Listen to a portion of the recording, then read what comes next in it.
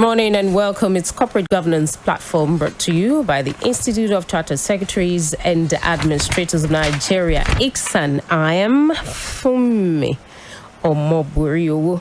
Let me quickly remind you that ICSAN is a leading recognized professional body in Nigeria that's dedicated to enhancing the status and practice of corporate governance and public administration. Today on the program, we want to look at roles of the executive directors as managers of corporate business.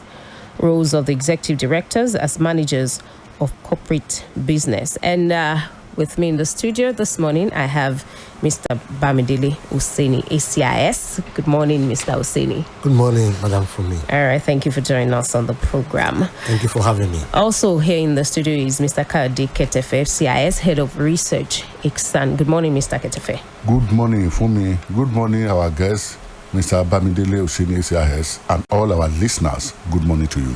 All right, we're going to take this message and we'll be right back. The world is constantly evolving into a knowledge-based economy where skills and competencies constitute the lifeblood of public and corporate governance. You therefore need to empower yourself to fit into this new world by gaining basic knowledge and improving your skill set in the governance-focused disciplines. That is why every aspiring as well as practicing professional in governance field needs ICSAN. ICSAN. What is ICSAN? ICSAN is a leading statutorily established professional body dedicated to enhancing the status and practice of corporate governance and public administration. ICSAN members are trained as chartered secretaries and administrators. Who are chartered secretaries and administrators? Chartered secretaries are high-ranking governance professionals with a broad base of skills, unique amongst other professions. They are trained in law, finance, accounting, administration, strategy development, and corporate governance. In today's world, chartered secretaries and administrators discharge a wide range of duties and responsibilities, including functioning as chairmen of companies, executive directors, non-executive directors, company secretaries, risk managers, compliance managers, board evaluators, and corporate governance evaluators. That is interesting. How then do I become a chartered secretary and administrator? Good. Go to the Institute's website, www.icsan.org. You can also visit the National Secretariat of ICSAN at Plot 6, Elephant Cement Way, Alausa, Ikeja, Lagos, to get full information on how to become members. ICSAN, the hub of governance professionals. All right, ICSAN, the hub of governance professionals. As I said earlier, we're looking at roles of the executive directors as managers of corporate business. And Mr. OSENI is here. So let's begin this way. Who are the executive directors? Thank you. Executive directors are top senior management staff of an organization that supports the managing director and CEO in discharging their day-to-day operation and management of the company. All right. So what distinguishes the executive directors from the non-executive directors? Just as I said earlier, executive director are senior management staff. They are involved in daily operation of the organization, running the business on daily basis, and they are expected to be a highly skilled professionals. And why the principle number 6 talk about the non-executive director and are not involved in day-to-day running of the business of the institution. But it comes with expertise, experience in various fields of endeavor, which they normally apply on independent perspective in the strategy and the implementation and performance of the company. Great. There is a provision of the code that executive directors should have a broad understanding of the company's business, in addition to possessing such other qualifications as may be needed for their specific assignments or responsibilities. Why would you say this is really important? As I shared earlier, executive directors are involved in day-to-day running of the institutions. They're expected to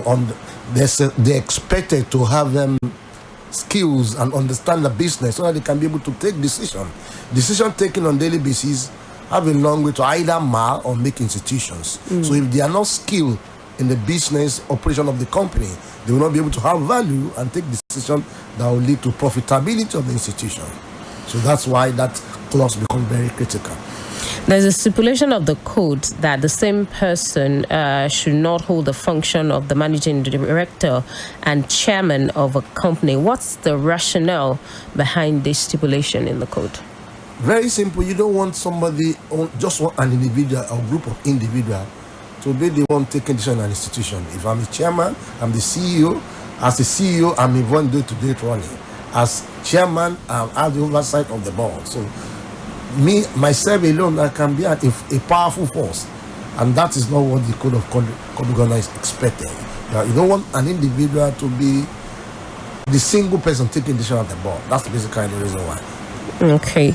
Now, why do you think the code allows executive directors to take appointment as non-executive directors in other companies when it is not detrimental to their responsibilities?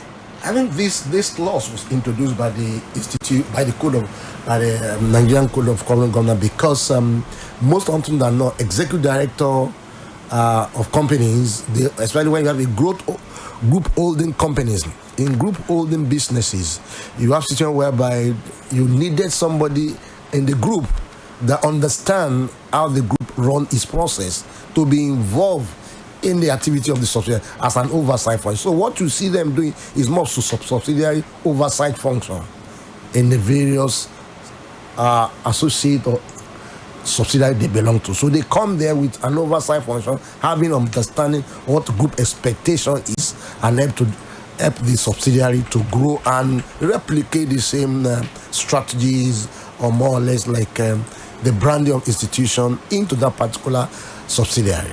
So that every time they are discussing subsidiary at the board level, there is somebody at the group that can say one or two things about them. Okay.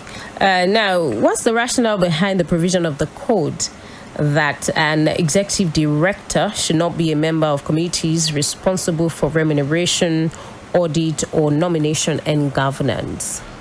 Very simple. Number one, if you look at the principle 16.7 of the Nigerian Code of Corporate Governance, it is required that an executive director should not be part of the committee that would determine, number one, his remuneration, his appointment. Why? It's to avoid subjectivity and conflict of interest. So executive directors or CEO should not be involved in their remuneration, because why?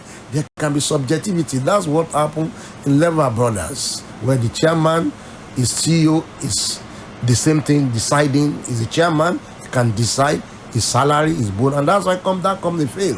So to avoid the pitfall of the past is why they say, okay, let there be objectivity, let there be independent body that will say this is what you can have as salary and what you are not. Because otherwise, that's what happened in Lever Brothers. Lever Brothers guys decide to increase their bonuses such that they favor themselves. That's subjectivity. And at the end of the day, 156 years old company collapsed. Yeah.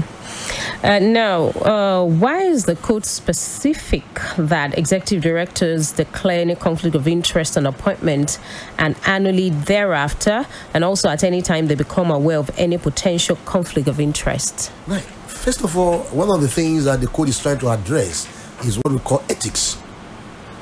The code wants to institutionalize ethics into the way business companies run their business. And ethics require that whenever an individual have an interest in a particular transaction, it should be declared. Why?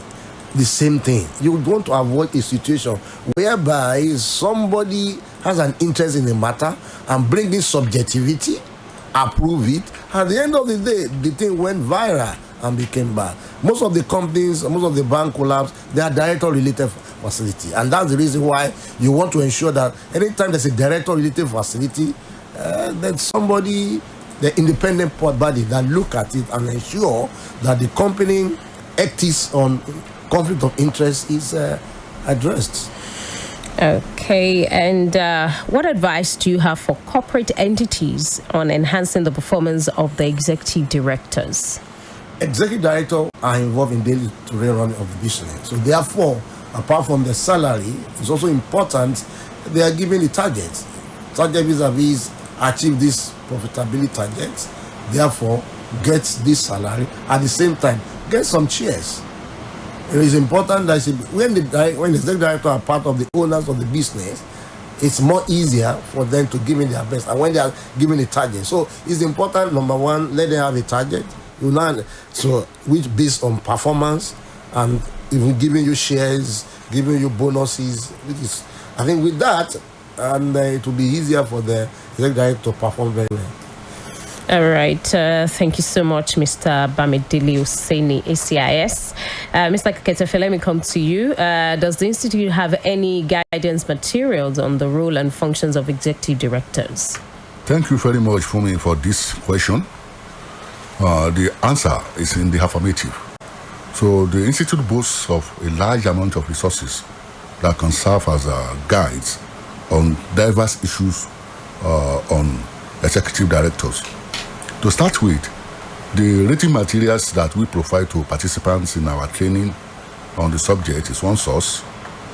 Our magazine, both the national called The Professionals and the state chapters own, like the Lagos State chapter's flagship magazine, also regularly feature educative themes on subject related to diverse issues on executive directors, like appointment of directors, roles and functions of executive directors, induction and training of executive directors, and others.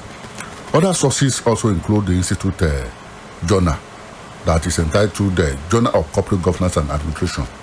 So it definitely is another source of acquiring knowledge on the issue of executive director and corporate governance team generally. We also have the Company Secretary Handbook, which also features themes on diverse issues on corporate governance, inclusive of the topic we are treating, the roles and functions of executive directors. Thank you very much. All right. Thank you so much, Mr. Kayode Ketefe. Thank you once again, Mr. BAMIDELE OSENI, FCIS, and Mr. Kayode Ketefe, FCIS, Head of Research. It's my pleasure. All right. And that's how we'll wrap it up this morning on Corporate Governance Platform, brought to you by the Institute of Chartered Secretaries and Administrators of Nigeria, ICSAN. We'll return again next week, Wednesday, 10:15 a.m. on a fresh edition of Corporate Governance Platform. I am Fumi Omoburiu. Enjoy the rest of the day.